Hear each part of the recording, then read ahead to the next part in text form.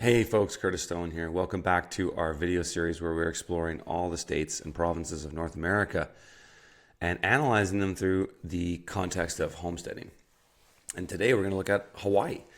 And we're mostly just going to look at the Big Island because that's where there seems to be most stuff available. It seems to be next to impossible to find properties to buy on the other islands. I'll mention them a little bit.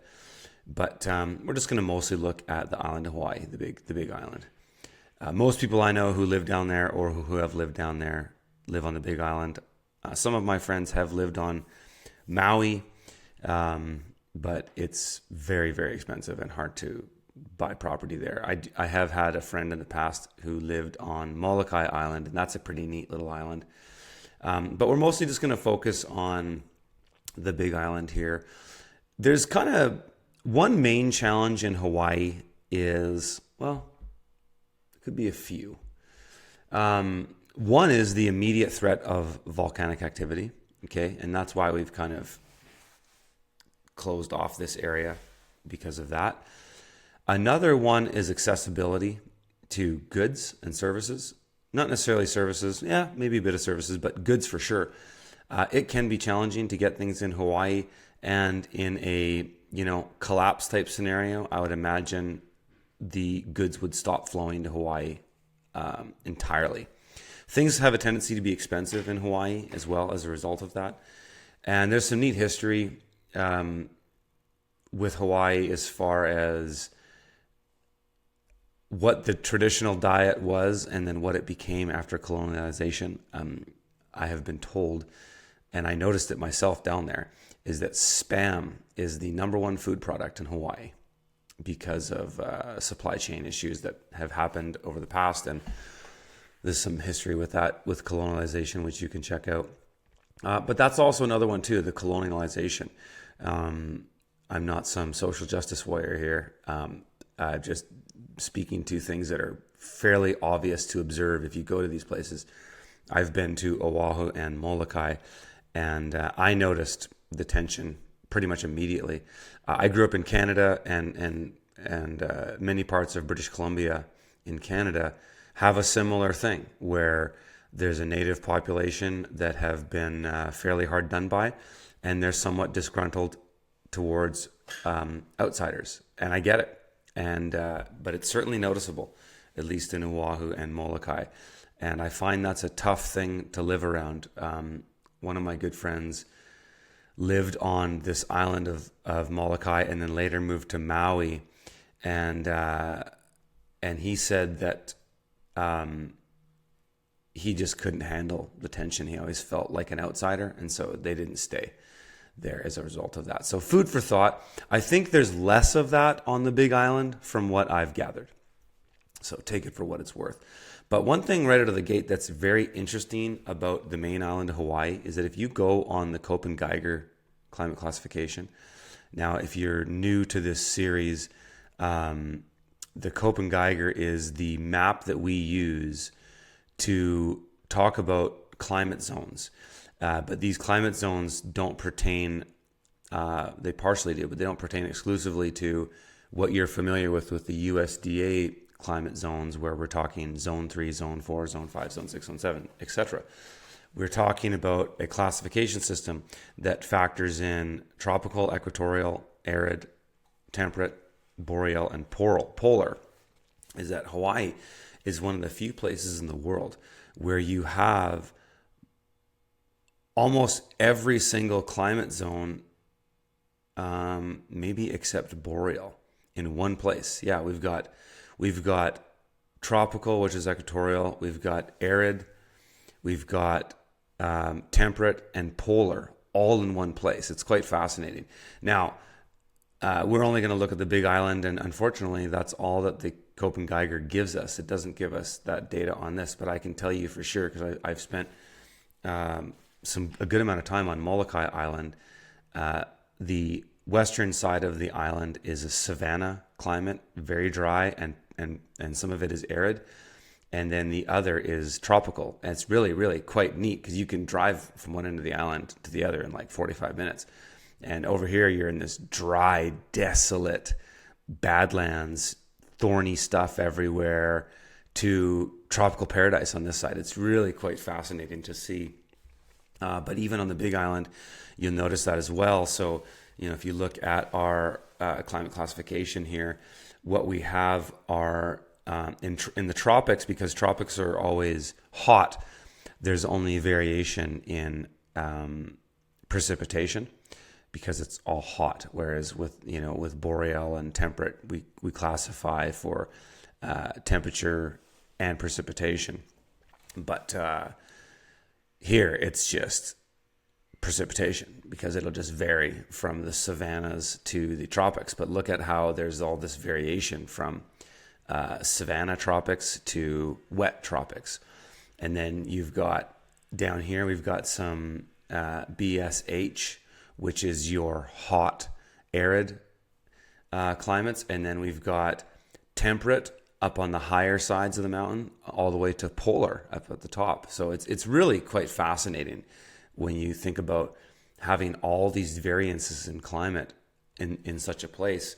And it's really neat because when you get up to the higher elevations along the mountain, what you experience up here is extremely different from what you experience down here. So it's kind of neat. So we've kind of basically just avoided this area because of potential volcanic activity, and this would have been based on historical data, but it's not dead accurate, right? I've said many times before, almost every video I've done here, that we're being very broad when we do these, and we're just kind of taking in broad considerations to kind of get you started, and then you can go and look for more details. Also, on a side note, we're maybe halfway done all these videos. So if you're wondering, hey, when are you going to do this place? When are you going to do that place next? Go look in the show notes, because we link to the other videos that we've done, and you can check them out. We've done a lot so far. But let's look at some potential places here. So we've kind of highlighted this area around Hilo. We've got lots of rural, right? So we've got, this would be considered sort of Hawaiian peri-urban. And then as you get up the mountain, you get more into rural areas with trees. And this would be, you'd start to get into the temperate climates here, which is really quite nice. If I was in Hawaii, I wouldn't want to live on the ocean at all. Yeah, sure, it's nice to live on the ocean, but oceans are volatile. And I actually encourage most people to not live on oceans at all.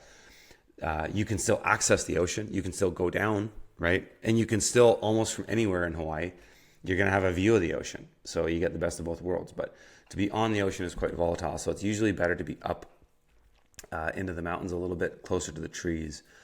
And so we've got this area here, this town. There's going to have, it's a fairly decent sized city. You're going to have access to, all kinds of things that you're going to need to build your homestead in a town like this. And we've featured one little property here. And this is 15 acres. And this is something what you might expect when you're looking in Hawaii. So we've got a somewhat private drive coming off the main road, and then up into the hillside where the house is backed up onto the high side, which is cool. You got a little bit of topography coming down there too. Some visibility to the neighbor, not too much. The nice thing about Hawaii is aspect doesn't matter. This is the same for any of the tropics. Whether you're facing the south, the north, east, and the west, it doesn't matter. The sun's high above you, and you don't really want direct sunlight coming into your windows in your home, because then your home gets really hot, and then you got to use more energy to run air conditioning. And so, we've got a nice field here, access in, house in the center, backed up to the trees. That's nice. In Hawaii, you can do so much rainwater catchment. You get so much annual precipitation that ponds aren't as necessary as they are in some other drier places. You can catch so much water just off your roof alone. That's often what a lot of people do. And you find that all throughout the tropics. You go to Mexico, Costa Rica, Nicaragua, rainwater catchment is completely normal. And so you might have a 10,000 liter cistern above ground that just is always just collecting rainwater. And so that's very common. Not a ton of infrastructure here. We got a little bit of solar. We got a house, fields and stuff. This looked like might have been doing some kind of honeybees, or it's interesting. They got these little things peppered around there. I'm not sure what that is, but that's a neat little property there. Let's go check out this 20 acres. One thing too with Hawaii is the price. Nothing is really that cheap. This is I like this. That's another 20 acres.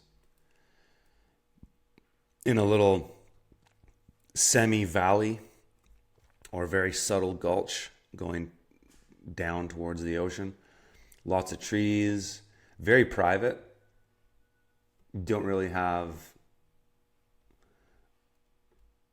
Yeah, you might see that neighbor a little bit looking up the hill, but not a ton. You're going to look down towards the ocean. You got some infrastructure here. You got some fields, lots of trees, a little bit of forestation here going on. Yeah, that was part of a larger cut block at one point, and then they've developed in there. Some orchard down here. Pretty cool. Sort of suburban, rural suburban, little out of these little villages, but up into the mountains. So that's nice. And this is right down on that south coast. What else have we got here? We got another one up here. This one is just a hypothetical. When we say this, it's just we couldn't find the exact information on the boundaries, and so we just kind of drew out what we thought was a property just to give you an idea of what you might see. So a lot of clearing to do. One thing, a friend of mine, David Avocado Wolf, lives down on the Big Island, and he says the thing that's crazy about Hawaii is that the forest and everything grows so fast that's good in terms of growing food, but it's also a challenge in that you'll clear one area and it will literally be grown back over with 8-foot tall trees in less than a year. So managing your forest areas requires quite a bit of work, because you got to consistently get in there and clear, because with all the precipitation, all the sunlight, all the warmth, things just grow. So that can actually be a challenge when it comes to growing food for yourself.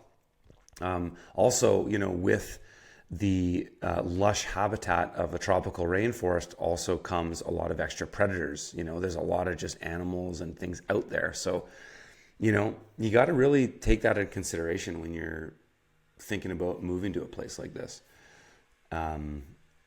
But yeah, the one thing I find that's most challenging about Hawaii is the sort of the isolation, and that if you aren't... If there's any disruptions in the supply chain, that could be a big issue. But the property itself is pretty cool. This is like tucked away. That's the neat thing about Hawaii, is you can really have these amazing views. You can tuck away, but there's people and civilization all around you.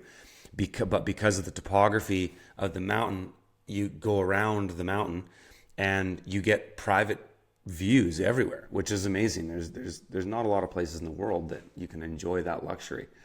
And so, yeah, a property like this, you'd have to do a lot of clearing. It looks like this might have been a pasture at one point, but look at it, just gets grown over. So you got to get in there and clear it out. And so that can be a challenge. But it's amazing what you can get from just perennial food. I remember when I was on Molokai, I was amazed at how so many people just live off fish and fruit. I remember I was at a beach on Molokai one time, and I watched this native Hawaiian guy go out into the water. So I'm talking about this. Where is Molokai? Oh, I'm all spun around. I watched this native Hawaiian guy go out into the water, and within 15 minutes, he came back with armloads of fish. This guy was obviously very skilled spear fisherman, but I couldn't believe it. Yeah, I was on this beach in one of these coves, and it was really, really cool. But you don't see a lot of that. A lot of the native population of Hawaii is kind of gone the way of the native populations of a lot of places, Canada in particular, very similar. And it's kind of tough. It's kind of it's not an easy thing to see, and you definitely will experience some people that will be rude to you because you're a colonialist, And so take it for what it's worth. It's just kind of something that I've observed in that place. But maybe there's less of that on the Big Island because this seems to be where there's the most amount of real estate that people can kind of just settle in at. So, but yeah, that's Hawaii. It's a beautiful place. Not a ton of real estate available. Prices are pretty insane. What you'd expect, right? Supply and demand. So yeah, if you guys like these videos and you want to see more of them, let me know where you want to go next. Check the playlists and check out the video that I've got where I'm going to show you 3 things you can do to really reduce the time it takes to find a homestead. And there's a little video where I'm going to show you how to use Google Earth and whatnot. There's a link to it in the show notes. Go and check it out. All right, folks, we'll see you in the next one.